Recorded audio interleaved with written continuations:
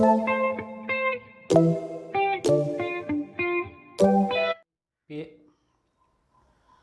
हिंद दोस्तों।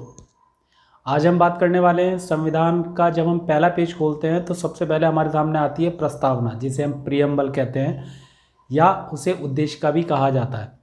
इस प्रस्तावना को एक बार मैं आपको पढ़ के सुना रहा हूँ।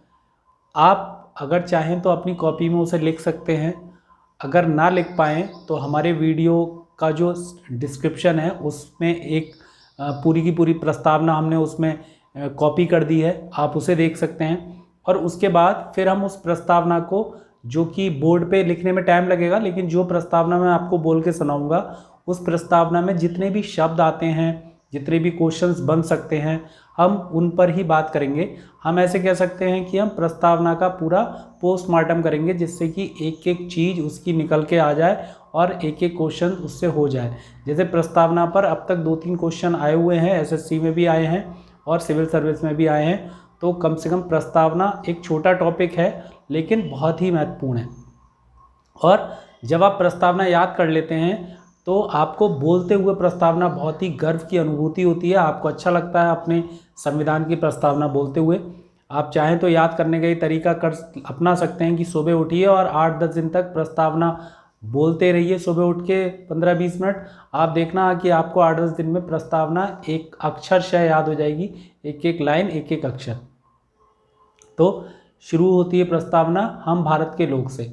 हम भारत के लोग भारत को एक संपूर्ण प्रभुत्व संपन्न समाजवादी पंथ निरपेक्ष लोकतंत्रात्मक गणराज्य बनाने के लिए तथा उसके समस्त नागरिकों को सामाजिक, आर्थिक, राजनीतिक न्याय, विचार, अभिव्यक्ति, विश्वास, धर्म और उपासना की स्वतंत्रता, प्रतिष्ठा और अवसर की समता प्राप्त कराने के लिए तथा उन सब में व्यक्ति की गरिमा, राष्ट्र की एकता और अखंडता सुनिश्चित करने वाली बंधुता बढ़ाने के लिए दृढ़ संकल्प होकर अपनी संविधान सभा में आज तारीख 26 नवंबर 1949 2006 विक्रमी संवत को इस संविधान को एतद द्वारा अंगीकृत, आत्मर्पित और अधिनियमित करते हैं। यह हमारी पूरी प्रस्तावना है दोस्तों। मुझे प्रस्तावना बहुत पहले से पूरी एकदम कंठस्थ हो गई थी, क्योंकि मुझे बड़ा अच्छा लगता था इस प्रस्तावना को बोलते हुए। आपको जिस चीज़ में रुचि होती है वो आपको खुद ब खुद याद हो जाती है। जैसे कोई सॉन्ग है, कोई गाना, तो आप फ़ौरन याद कर लेते हैं क्योंकि आपको वो गाते हुए अच्छा लगता है। बिल्कुल वैसे ही आप प्रस्तावना भी 2-4 बार बोलेंगे तो आपको खुद ही अच्छी लगने लगेगी। अब बात करते हैं कि प्रस्तावना के जो शब्द हैं उनके बारे में और कौन कौन से क्वेश्चन उनसे बन सकते हैं। आप देखिए कम से कम 10, 12, 15 क्वेश्चन तो आसानी से बन ही जाएंगे। तो शुरू करते हैं बोर्ड पर प्रस्तावना को। आपको जैसे कि मैंने अभी प्रस्तावना पढ़ के सुनाई, उस प्रस्तावना में जो शब्द आ रहे हैं उन्हीं शब्दों को देखेंगे, है ना। सबसे पहले तो देखो, प्रस्तावना जिसे हम प्रियम्बल कह रहे हैं उसमें सबसे पहली लाइन है हम भारत के लोग। हम भारत के लोग,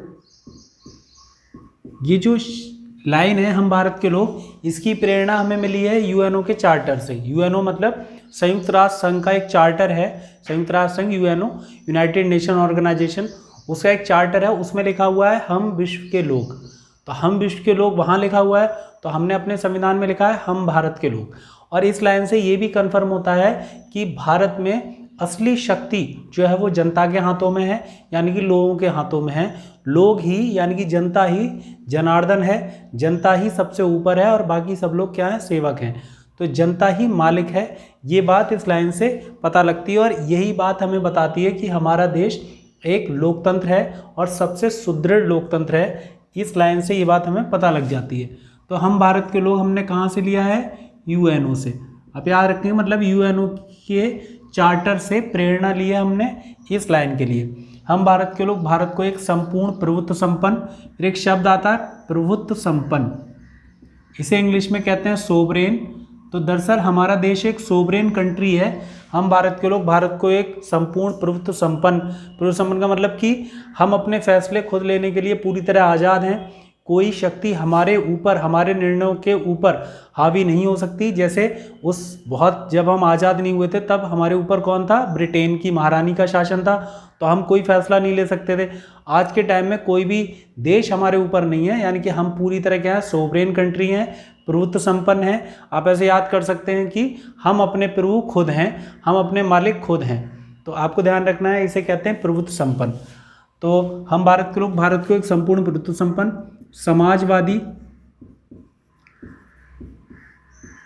समाजवादी का यहाँ पर मतलब है कि ऐसी व्यवस्था जिसमें संसाधनों का बंटवारा न्यायपूर्ण हो। तो जितने भी संसाधन हैं, खासतौर से जैसे बिजली, पानी, है ना, भूमि, ये बहुत सारे संसाधन हैं, उन सबका बंटवारा न्यायपूर्ण होना चाहिए। और न्यायपूर्ण का यहाँ मतलब यह है कि जिसके पास पैसे नहीं है खरीदने के लिए पानी, बिजली, उसे सरकार फ्री में भी मुहैया कराती है और कई बार उसे कम रेट पे सब्सिडी के तहत भी चीज़ें मिलती हैं। जैसे आपने देखा होगा गेहूं, चावल सब्सिडी पे मिलते हैं लोगों को, गैस सब्सिडी पे मिलती है। तो ये समाजवाद की पहचान है, समाजवादी होने की पहचान है। तो समाजवादी का मतलब है कि जहाँ पर सरकारी नियंत्रण होता है चीज़ों पर और साथ ही साथ संसाधनों का न्यायपूर्ण बंटवारा होता है, उसे समाजवादी कहते हैं। सोशलिज्म इंग्लिश में बोलते हैं। तो सोशलिज्म, है ना, प्रभुत्व संपन्न समाजवादी। फिर अगला शब्द है पंथ निरपेक्ष। पंथ निरपेक्ष जो शब्द है वो एक धर्म निरपेक्ष शब्द था, उसकी जगह आया हुआ है ना।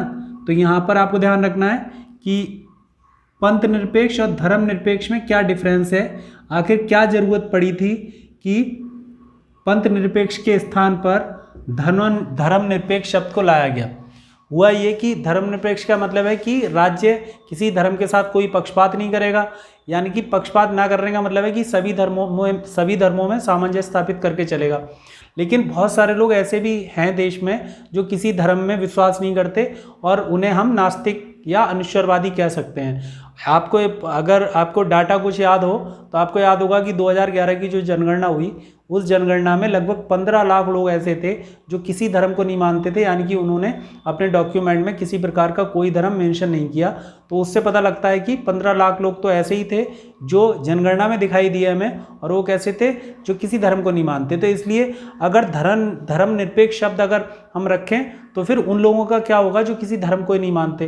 तो इस वजह से एक नया शब्द डाला गया, इसे हटाकर ये पंथ निरपेक्ष। पंथ का मतलब होता है रास्ता, तरीका, इबादत करने का, पूजा पाठ करने का, धर्म को मानने का, नहीं मानने का एक तरीका होता है व्यक्ति के जीवन जीने का, तो वो है पंथ। और पंथ निरपेक्ष का मतलब कि आप चाहे किसी रास्ते पे चलें, आप किसी धर्म को माने ना माने, पत्थर को पूजें ना पूजें, आप किसी भी अल्लाह, भगवान या गॉड को माने या ना माने, आपकी मर्जी है। राज्य आपके साथ, राज्य मतलब जो देश है हमारा, उसका संविधान आपके साथ किसी प्रकार का कोई भेदभाव नहीं करेगा। ये इस बात की गारंटी दी जा रही है पंथ निरपेक्ष के तहत। तो भारत के लोग संपूर्ण समाजवादी, पंथ निरपेक्ष, लोकतंत्रात्मक, है ना, लोकतंत्रात्मक, और एक और शब्द है गणराज्य। तो लोकतंत्रात्मक का मतलब है कि ऐसा शासन जो जनता का शासन हो, जनता के लिए हो और जनता के द्वारा हो। ये परिभाषा बहुत पहले अब्राहम लिंकन की दी हुई है और सबसे सटीक परिभाषा मानी जाती है लोकतंत्र के बारे में। हम ऐसे बोल सकते हैं लोगों का शासन, लोकशाही या लोकतंत्र एक ही बात है। जनतंत्र, प्रजातंत्र, लोकतंत्र एक ही बात है, जहाँ पर जनता का शासन है, मतलब सबसे ऊपर क्या है, जनता है। तो ये लोकतंत्र की निशानी है। आपको ये भी जान के आश्चर्य होगा कि लोकतंत्र का जो कॉन्सेप्ट है वो अभी का नहीं है, बहुत पुराना है। सबसे पहले विश्व में जो लोकतंत्र की शुरुआत हुई वो एथेंस में हुई। एथेंस जो कि आजकल ग्रीस की राजधानी भी कहलाती है, तो एथेंस में हुई थी। विश्व में सबसे बड़ा लोकतंत्र है भारत। और जो और भी कई जैसे लोकतंत्र, जो सबसे लेटेस्ट बना है दक्षिणी सूडान, 2011 में लोकतंत्र के रूप में उभरा है वो। तो आपको ध्यान रखना है, ये है लोकतंत्रात्मक। गणराज्य का मतलब है जहाँ पर राष्ट्र अध्यक्ष अनुवांशिक ना हो, या ऐसे कह सकते हैं कोई भी पद जो ऐसे पद जो जनप्रतिनिधि के पद हैं वो अनुवांशिक नहीं होते। तो राष्ट्र अध्यक्ष का पद जहाँ पर अनुवांशिक ना हो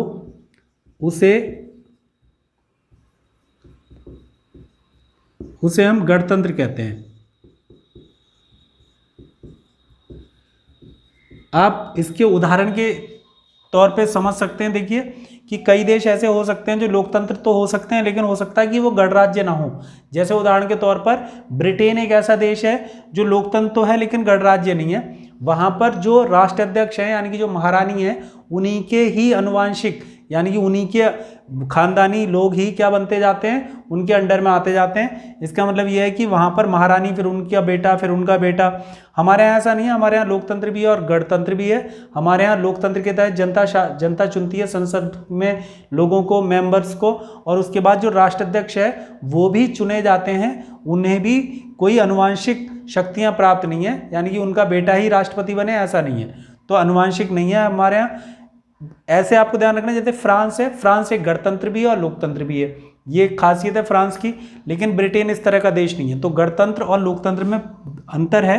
यहाँ पर लोकतंत्र का मतलब यहाँ पे जहाँ पर जनता का शासन है, जनता के लिए, जनता के द्वारा, और गणराज्य का मतलब है जहाँ पर राष्ट्राध्यक्ष का पद आनुवंशिक ना हो, उसे हम गणतंत्र कहते हैं, गणराज्य कहते हैं। जैसे सबसे लेटेस्ट गणराज्य अगर विश्व में देखा जाए तो वो है नेपाल। 2015 में नेपाल गणराज्य बना है। ऐसे ही भारत सबसे बड़ा गणतंत्र है, बल्कि भारत से बड़ा एक गणतंत्र और है, जैसे चीन भी गणतंत्र है, लेकिन भारत काफ़ी फेमस गणतंत्र है। इसके अलावा आपसे अगर कोई कहे कि पहली बार गणतंत्र कहाँ का उदाहरण हमें इतिहास में कहाँ मिलता है, तो आप जब आप प्राचीन इतिहास पढ़ते हैं, और प्राचीन इतिहास में जब आप गौतम बुद्ध को पढ़ते हैं तो उनके टाइम की बात है, यानी कि 16 महाजनपद की बात है। तो 16 महाजनपद के दौरान एक राज्य हुआ करता था वैशाली। तो वैशाली हमारे इतिहास में पहला गणतंत्र कहलाता है। पहली बार वहाँ पर हमें गणराज्य के साक्ष्य मिलते हैं कि वहाँ पर गणतंत्र हुआ करता था। तो ये शब्द हैं शुरुआती पैराग्राफ के। हम भारत के लोग भारत को एक संपन्न समाजवादी पंथनिरपेक्ष लोकतंत्रात्मक गणराज्य बनाने के लिए तथा उसके समस्त नागरिकों को सामाजिक, आर्थिक, राजनीतिक न्याय।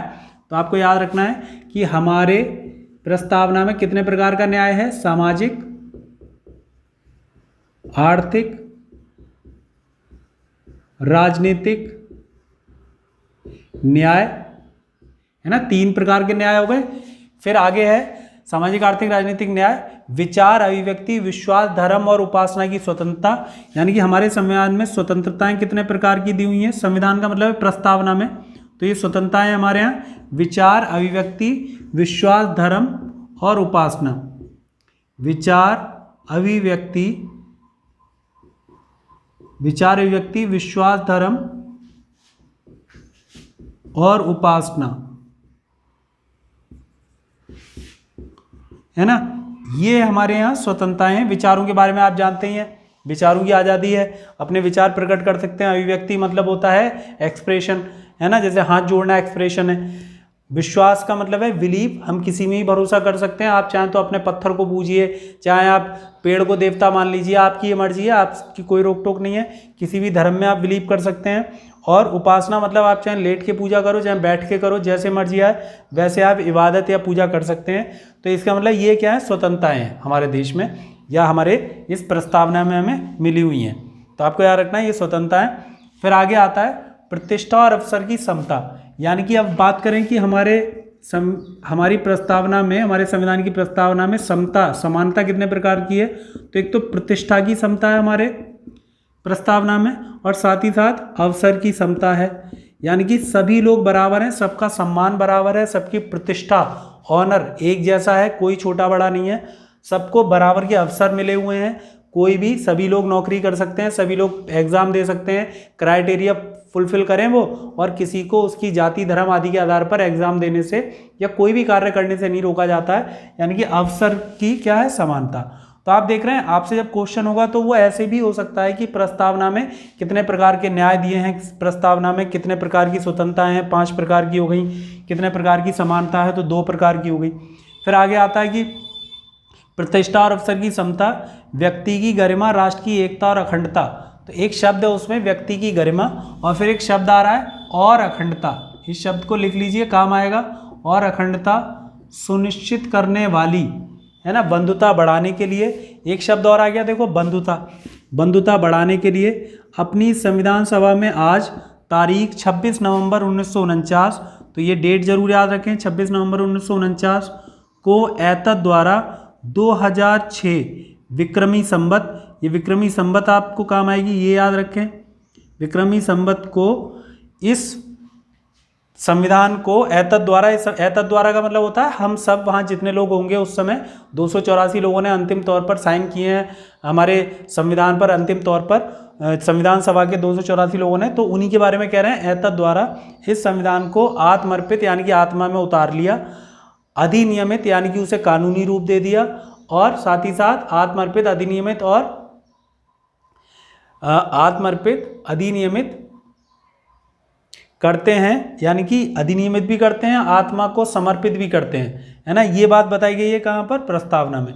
अच्छा आप देखो आप आगे कि और क्या क्वेश्चन हो सकते हैं, कि सबसे पहले तो यही कि हमारे प्रस्तावना में अब तक कितनी बार संशोधन हुआ है। तो प्रस्तावना में जो संशोधन हुआ है वो हुआ है एक बार। हाँ, जो शब्द मुझे याद नहीं आ रहा था वो ये था कि आत्मर्पित, अधिनियमित और अंगीकृत करते हैं। आत्मर्पित आत्मा में उतार लेना, अधिनियमित मतलब उसे कानूनी रूप दे देना, और अंगीकृत मतलब अपने अंगों में बसा लेना। तो ये 3 शब्द हैं जो प्रस्तावना के एंड में है। एक बार अब तक संशोधन हुआ है प्रस्तावना में, है ना, इसे याद रखेंगे। और ये कब हुआ है, ये हुआ है 42वें संविधान संशोधन के द्वारा। जो 42वां संविधान संशोधन हुआ उसके द्वारा, संशोधन के द्वारा। और 42वें संविधान संशोधन कब हुआ, 1976 में। तो 42वें संविधान संशोधन 1976 के द्वारा ये प्रस्तावना में पहला संशोधन किया गया। और पहला संशोधन क्या था कि एक शब्द जोड़ा गया समाजवादी, एक शब्द आया पंथनिरपेक्ष, और एक शब्द आया और अखंडता। यानी कि आपको ध्यान रखना है, देखो कितना आसान है, 3 शब्द ऐसे हैं जो नए आए हैं, है ना, समाजवादी, पंथनिरपेक्ष, और कब आए हैं, ये आए हैं देखो इससे। आप ऐसे तीर लगा के बहुत आसानी से समझ सकते हैं कि भाई एक बार संविधान संशोधन हुआ है इसमें, और जो हुआ है वो 42वां संविधान संशोधन कहलाता है, 1976 की बात है। और उसमें 3 शब्द नए जोड़े गए, इनमें से 2 शब्द तो बिल्कुल नए हैं, समाजवादी और अखंडता। ये पूरा एक शब्द है और अखंडता। और जो पंथनिरपेक्ष शब्द है वो रिप्लेस हुआ है किसकी जगह पर, धर्मनिरपेक्ष की जगह पे। यानी धर्मनिरपेक्ष के स्थान पर रिप्लेस होकर कौन सा शब्द आया, पंथनिरपेक्ष। तो इस प्रकार से ये इसमें एक बार का क्या संशोधन है। तो आप इस बात को याद रखें। और देखो आप क्वेश्चन समझ गए होंगे, कम से कम 8-10 क्वेश्चन मैंने आपको गिना दिए। सबसे पहला तो यही कि ये कहाँ से लिया गया, हम भारत के लोग, है ना। उसके बाद कितने प्रकार का न्याय है, तो आप देख सकते हैं 3 प्रकार का।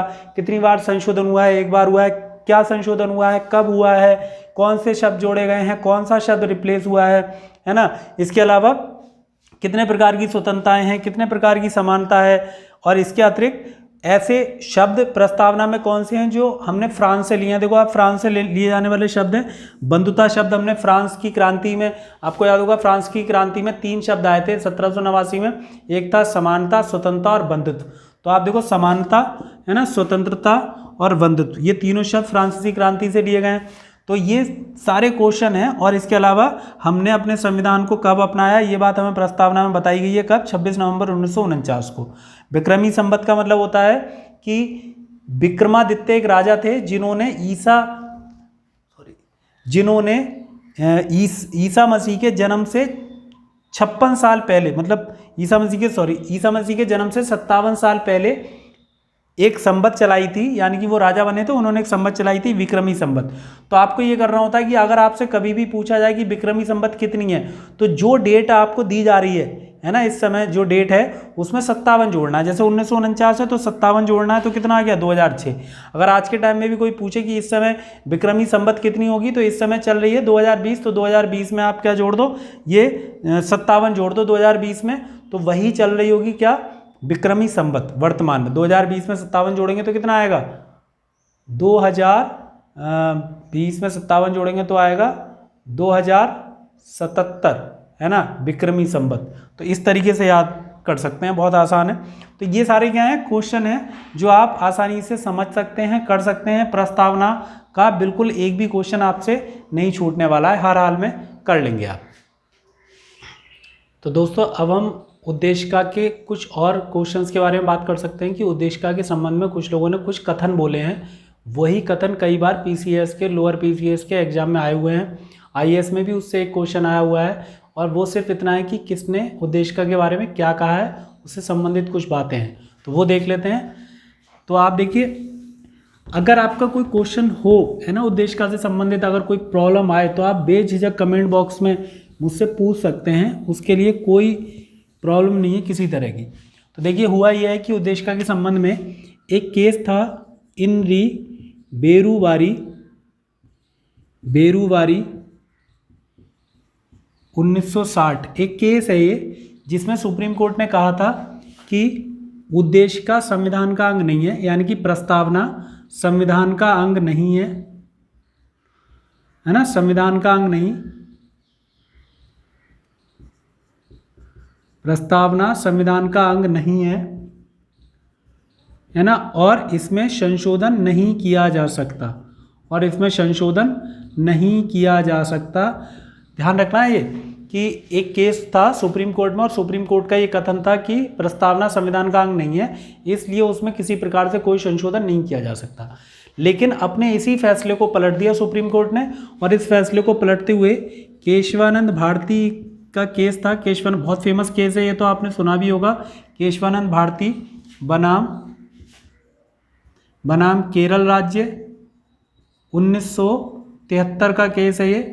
और इस केस में सुप्रीम कोर्ट ने अपने पुराने वाले फैसले को पलट दिया और सुप्रीम कोर्ट ने कहा कि बस आपको ये करना है, यहाँ पर उन्होंने कहा कि प्रस्तावना संविधान का अंग है, तो यहाँ पर प्रस्तावना संविधान का अंग मान लिया और साथ ही साथ कहा कि संशोधन किया जा सकता है, तो संशोधन हो सकता है। मैं दोबारा एक बार बोल देता हूँ आपको कि सुप्रीम कोर्ट ने कहा कि केशवानंद भारती वाले केस में कि प्रस्तावना संविधान का अभिन्न अंग है और प्रस्तावना में किसी भी प्रकार का कोई भी संशोधन संसद के द्वारा किया जा सकता है।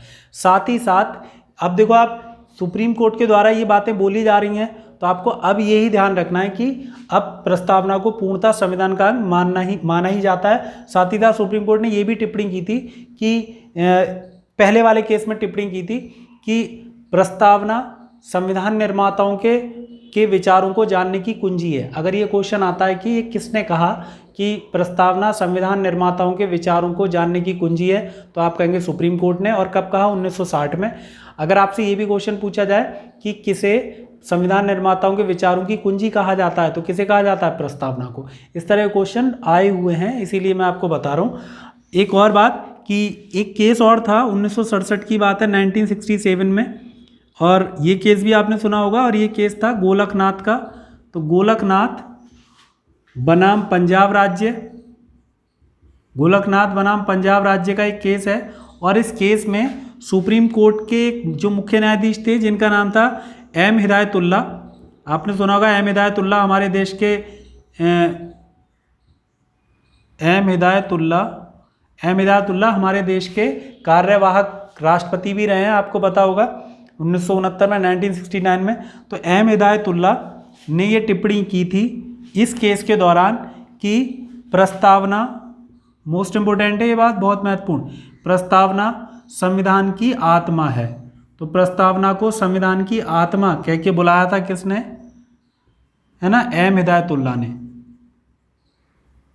तो ये बहुत महत्वपूर्ण है कि प्रस्तावना संविधान की आत्मा है। ये कौन कह रहे हैं? एम हिदायतुल्ला कह रहे हैं। कब कह रहे हैं? जब गोलकनाथ बनाम पंजाब राज्य का केस चल रहा है 1967 में।